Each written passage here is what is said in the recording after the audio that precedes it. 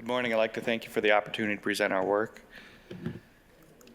This is my disclosure. I'm the chairman of the Scientific Advisory Board for Centerline Biomedical.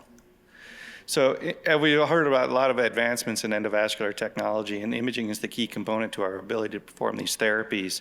With the increased complexity of the endovascular procedures, there needs to be a corresponding improvement in our imaging capabilities. We developed something we call the Intra-Operative Positioning System, or IOPS.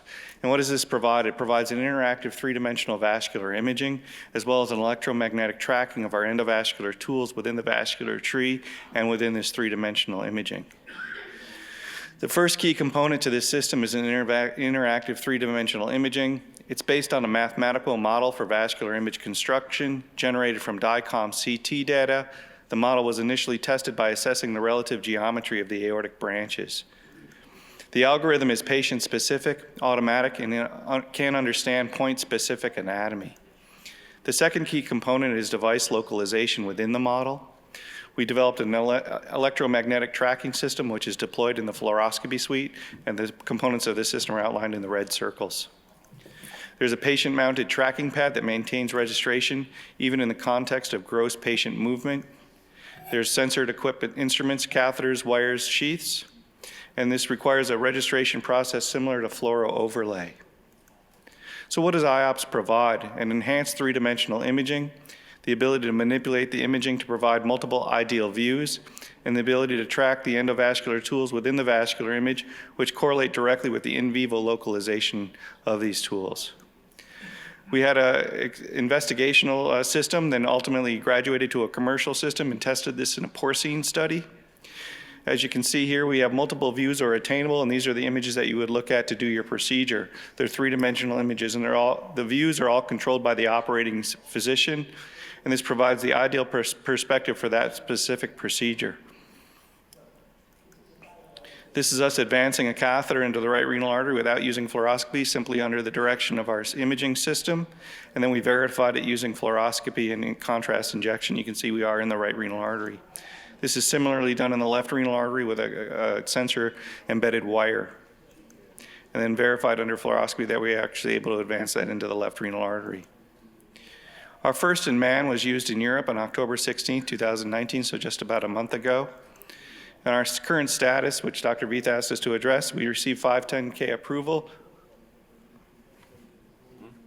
I've lost my images up here. We received 510K approval on June 24th, 2019. The current cost, we're assessing it to be approximately $200,000 for the entire system, and then the cost of disposables, although still working out the pricing of that. We have a number of advanced research and development ongoing, such as refinement of the sensor-equipped tools, application to additional indications, expansion of the modeling capabilities to include specific endografts, and advanced algorithm and development to anticipate and display vessel deformation, which is an important component of this system. What I'm going to speak a little bit about in my time left is the advanced visualization program that we're working on that's been supported by a National Institute of Health grant here in the United States. We're using head-mounted displays to allow for holographic visualization of the anatomy. We're using augmented reality, which allows the anatomy to augment it to actual anatomic site interactively. The vascular anatomy is digitally augmented to the real-time display, so anatomy is visible regardless of the obstructions, even during endovascular procedures. And there are visual aids added to the imaging that include plane of branch vessel and location of a stent graft or a catheter from the actual target vessel, as I'll show you.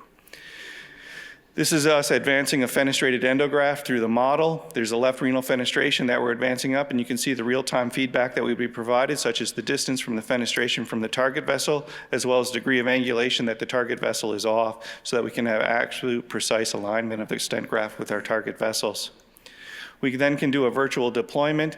We can simulate the device geometry post-deployment and inspect the area of deployment specifically by direct visualization. Is our fenestration lined up with that target vessel like we think it should be prior to deployment of the actual endograft? There's tremendous advancements in the endovascular tools and working towards advancements in the visualization techniques and tracking within these visualization techniques. Better visualization and 3D understanding of the anatomy we are working in is necessary. We need improved visualization of the device location within that specific anatomy. This will improve the performance of our procedures and augment and maybe replace fluoroscopy. Thank you.